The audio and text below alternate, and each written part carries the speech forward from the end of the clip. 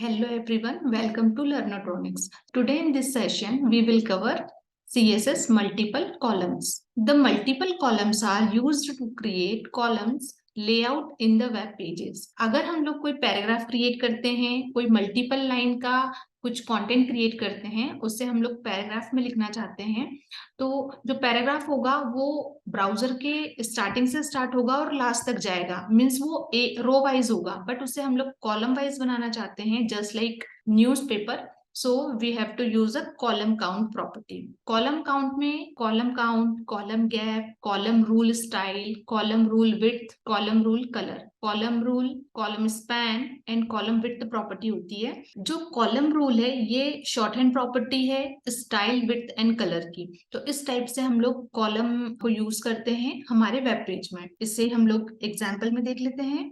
So for this we have to create a paragraph. तो हम लोग एक p टैग ले लेंगे एंड इसमें हम लोग काफी सारा कंटेंट ऐड कर देंगे.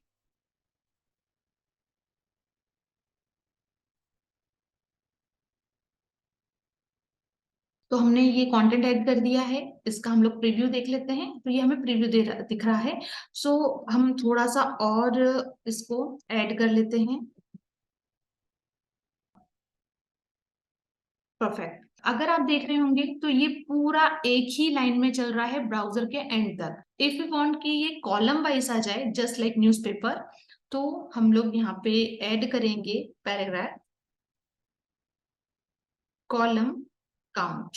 जैसे कॉलम काउंट हमें 4 देना है, तो we have to write 4 here. See, ये 4 कॉलम्स में डिवाइड हो गया है. कॉलम काउंट को हम अपनी रिक्वायरमेंट के अकॉर्डिंग कम ज्यादा कर सकते हैं. लाइक अगर हमको 10 कॉलम्स बनाने हैं तो हमने 10 बना दिए, और फॉर नाउ हम लोग इसमें 5 कॉलम्स कर देते हैं. ये हमारे 5 कॉलम्स हो गए. अब ये जो कॉलम्स है, ये कॉलम्स के बीच में हमको रूल क्रिएट करना है. तो हम लोग लगाएंगे कॉलम रूल.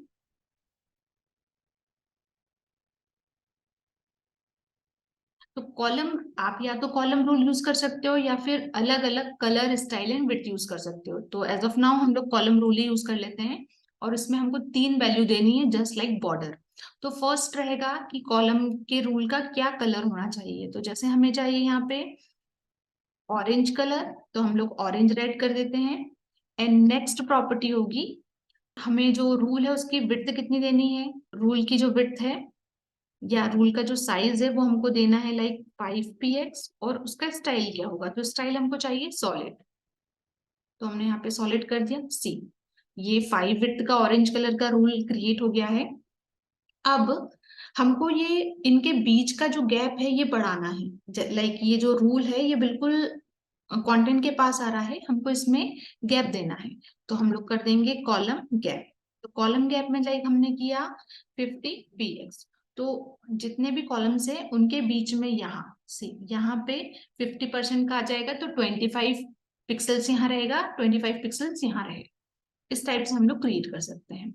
अब हम चाहते हैं ये जो कंटेंट दिख रहा है ये प्रॉपरली जस्टिफाइड हो जाए. तो उसके लिए हम लोग पी के अंदर जाएंगे और करेंगे टेक्स्ट अलाइन जस्टिफाई.